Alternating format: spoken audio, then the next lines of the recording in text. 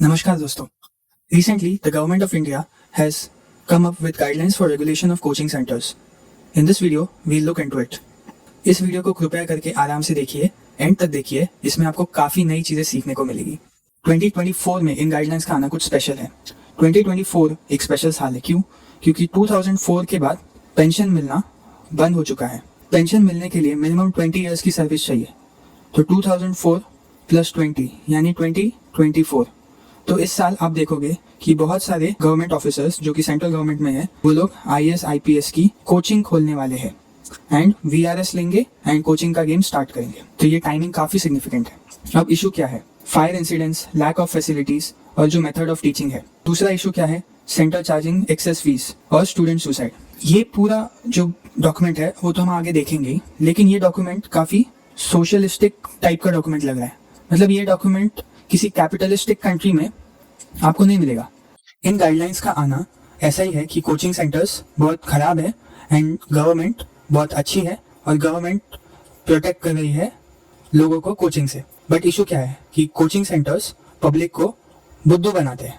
अब ये जो इशू है ना कि किसी ने आपको बुद्धू बना दिया, गवर्नमेंट ने आपको बचा लिया, तो ऐसी बात है ना कि आप बुद्धू हो, आपको बनाया नहीं गया। दूसरी चीज, अगर गवर्नमेंट को आपको बचाना ही था तो पहले भी बचा सकती थी। इलेक्शन पास आने के वक्त ये गाइडलाइंस का आना थोड़ा सा सस्पिशियस है। आप में से बहुत लोगों को लगता होगा ना कि गवर्नमेंट तो बहुत अच्छी है। आपको ये पता है ITC कंपनी, ITC है इंडियन टोबैको कंपनी जो कि सिगरेट्स बनाती है। ITC में गवर्नमेंट का 7% स्टेक है।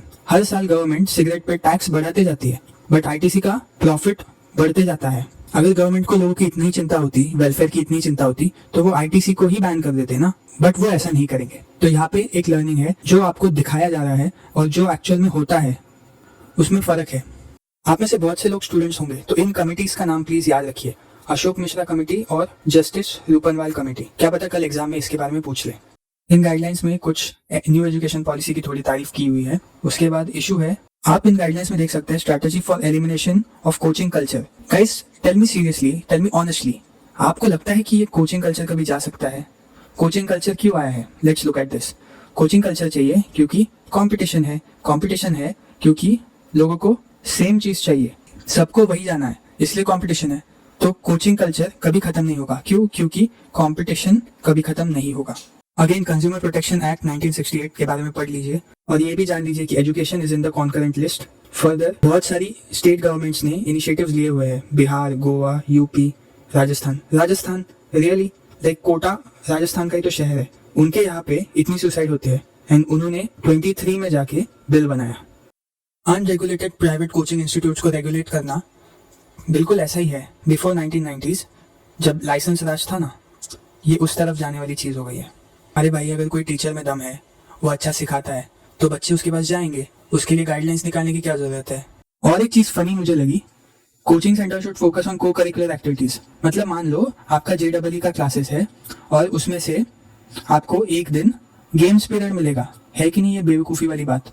को करिकुलर एक्टिविटीज़ का और कोचिंग सेंटर का कोई संबंध नहीं है। इन रूल्स में कोचिंग सेंटर जो कि 50 बच्चों से ज़्यादा वाला है, सिर्फ उनको इंक्लूड किया हुआ है एंड इन्होंने क्रिएटिव एक्टिविटीज़ वाली चीज़ें जैसे स्पोर्ट्स, डांस, थिएटर, उसको इंक्लूड नहीं किया। तो काफ़ी एम्बिग्विटी है इसमें। क्यों? क्योंकि अगर मान लो कोई आर्ट एग्जाम के लिए कोचिंग दे रहा है, तो वो इस रूल के अंडर आएगा या नहीं आएगा? आपने 50 बच्चों के ऊपर वाले सेंटर की बात कर ली, लेकिन जिनमें 50 से कम वाले बच्चे हैं उनका क्या? प्रायर रजिस्ट्रेशन कंपलसरी है। बिना रजिस्ट्रेशन का अगर कोई कोचिंग सेंटर चलाएगा जिनमें 50 से ज़्यादा बच्चे हैं, तो वो इलीगल माना जाएगा। यहाँ पे मुझे एक कैच लगता है, हर एक ब्रांच को आप अलग सेंटर मानोगे। तो मान लो अगर मेरे सेंटर में 100 बच्चे हैं, 50 की 2 ब्रांचेस बना दूंगा, या फिर 49 की 2 ब्रांचेस बना दूंगा। रजिस्टर करने की जरूरत ही नहीं है। रजिस्ट्रेशन के लिए आपको गवर्नमेंट की किसी अथॉरिटी के पास अप्लाई करना है एंड वो आपको रजिस्ट्रेशन देंगे। ये चीज़ ना एकदम लाइसेंस राज जैसा लगता है, क्योंकि वो लोग रजिस्ट्रेशन डिनाई भी कर सकते हैं, ऑल्दो उनको रीज़न देना है, बट इस सब में टाइम जाएगा एंड इससे करप्शन के चांसेस बढ़ जाएंगे। आपको एक फ़नी रूल बताता हूँ मैं गवर्नमेंट का। मेरे स्टेट में MSRTC करके एक बॉडी है। मेरे एक दोस्त को फार्म हाउस बनाना था। MSRTC है रोड से रिलेटेड, रोड्स एंड ट्रांसपोर्ट से रिलेटेड। उसको फार्म हाउस बनाना था अपने खेत में। उसके फार्म हाउस बनाने के लिए भी उसको MSRTC की परमिशन चाहिए। उसका फार्म मेन रोड से 2 किलोमीटर अंदर है, फिर भी उसको MSRTC की परमिशन चाहिए। क्यों? क्योंकि ये रूल बन चुका है और रूल है तो करप्शन के चांसेस है। यहाँ पे कुछ कंडीशन भी दी हुई है रजिस्ट्रेशन के लिए। जो भी ट्यूटर्स है they have to be at least graduate. Again ये चीज मुझे गलत लगती है। क्यों? क्योंकि भैया ये प्राइवेट कोचिंग है, ये आपका कोई यूपीएससी तो है नहीं जिसके लिए आप बोलोगे कि ग्रेजुएशन कंपलसरी। और फिर अगर ऐसे होगा तो ये अलग पांडे जैसे सर लोग क्या करेंगे जो कि खुद ड्रॉपर्स है? कोचिंग सेंटर मिसलीडिंग प्रॉमिस नहीं कर सकते। लेकिन क्या हो अगर कोचिंग सेंटर ने अपने बैच का नाम ही रख दिया टॉपर्स बैच? 16 साल के नीचे के बच्चों को एनरोल नहीं कर सकते। ये रूल मुझे अगेन गलत लगता है। मान लो अगर मेरा कोई बच्चा है जो 16 साल से नीचे का है लेकिन वो बहुत टैलेंटेड है, वो भले ही 10 साल का है लेकिन वो 16 साल वाले से ज्यादा स्मार्ट है, तो क्यों नहीं मैं उसे कोचिंग दूं? ये मिनिमम स्पेस रिक्वायरमेंट का चीज काफी अच्छा है। 1 मीटर स्क्वायर का एरिया चाहिए। कोचिंग क्लासेस में काउंसलिंग सिस्टम भी होना चाहिए। एक काउंसलर रखना कंपलसरी है। कोचिंग क्लासेस को कितने स्टूडेंट सक्सीड होते हैं ये बताना है एडमिशन लेने से पहले, लेकिन उसमें भी एक कैच है। जैसे मान लो यूपीएससी, अब यूपीएससी में बच्चे जब इंटरव्यू देने जाते हैं तो ये कोचिंग क्लासेस क्या करते हैं? मॉक इंटरव्यूज रखते हैं। अब एक बच्चा जो रिस्क नहीं लेना चाहता वो मल्टीपल मॉक इंटरव्यूज देता है और ये सब मॉक इंटरव्यूज फ्री होते हैं। जब वो बच्चा पास हो जाता है तो मल्टीपल कोचिंग सेंटर अपना रैंक में उस बच्चे का नाम दिखाते हैं। टेक्निकली देखा जाए तो ये लीगल है क्योंकि उस बच्चे के सक्सेस में उस कोचिंग सेंटर का हेल्प तो था ही। Classes for students who are studying in institutions or school shall not be conducted during institutions or schools hours.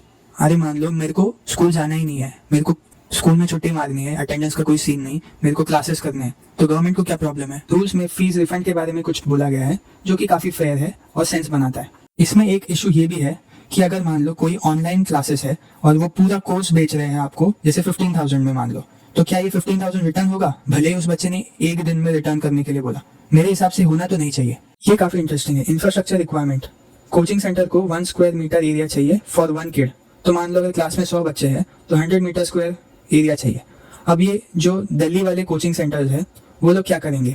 मेरे पास एक सोल्यूशन है। वो लोग क्या करेंगे, अपने मान लो उनके क्लास में जगह है जैसे 100 स्क्वायर मीटर समझो जगह है और उनके क्लास में 500 बच्चे हैं, तो वो लोग 5 अलग बैचेस बना देंगे और एक टाइम पे एक बैच आएगा क्लास में और बाकी सब ऑनलाइन पढ़ेंगे। Provision for separate toilet for mails and females, आपको ये यहाँ पे लिखा हुआ है, ये आपको नहीं लगता ये काफी ऑब्वियस है? ये ऑब्वियस नहीं है। रिसेंटली कुछ साल पहले एक एनसीईआरटी की गाइडलाइंस निकली थी, उसमें किसी एक्सपर्ट ने एनसीईआरटी के ऐसा मेंशन किया था कि लड़का लड़की के बीच में भेदभाव कम करने के लिए दोनों का टॉयलेट सेम कर दो। इसीलिए ये रूल्स यहाँ पे लिखे हैं स्पेसिफिकली। रूल्स में लिखा है 5 घंटे से ज्यादा पर डे का कोचिंग नहीं होना चाहिए।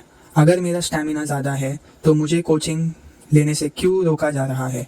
ये 5 घंटे का रूल भी बकवास है। कोचिंग के timing, not too early not too late in the evening. Late कितना लेट होता है, अर्ली कितना अर्ली होता है, ये तो बताया ही नहीं। और को करिकुलर एक्टिविटीज को अरेंज करना, ये तो काफी स्टूपिड है। कोचिंग सेंटर में कोलैबोरेशन एंड टीम वर्क को फोस्टर करना चाहिए। रियली, बच्चे कॉम्पिटिटिव एग्जाम के लिए प्रिपेयर कर रहे हैं। अगर मैं हूँ तो मेरा नेबर जो है वो मेरा कॉम्पिटिशन है, इसके साथ मैं टीम वर्क कैसे करूंगा? Student shall be well appraised about the difficulty of exam. Normally जो सीरियस बच्चा है उसको तो पता ही होता है, कोचिंग सेंटर क्यों चिल्ला चिल्ला के बताएगा एग्जाम डिफिकल्ट है डिफिकल्ट है। Information about other career option should be provided. हाँ, जैसे अमन दत्तरवाल टाइप्स जो टाइम पास यूट्यूबर्स है वो आपको 12th के JEE के पहले ज्ञान बांटते फिरेंगे कि आपको मार्केटिंग करनी चाहिए, आपको क्या डिजिटल मार्केटिंग करनी चाहिए, 20 में बनो मिलियनेयर, यही सब करना बाकी अभी।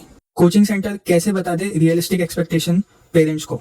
अगर वो बता दे कि आपका बेटा नालायक है तो वो लोग बच्चे को भेजेंगे ही नहीं। बैच सेग्रीगेशन नहीं होना चाहिए, मेरे को लगता है ये बहुत गलत है। आप कह रहे हो कि बच्चे को अपनी कैपेबिलिटी बता देनी चाहिए और आप कह रहे हो कि उसको स्मार्टेस्ट बच्चे के साथ पढ़ाना चाहिए।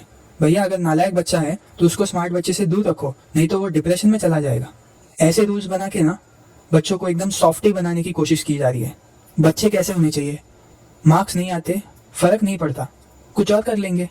ये नहीं कि तुम लूजर हो, बच्चे के मार्क्स नहीं आते तो उन्हें बोलना चाहिए कि ये तुम्हारी फील्ड नहीं है, किसी और फील्ड में एक्सेल कर लोगे।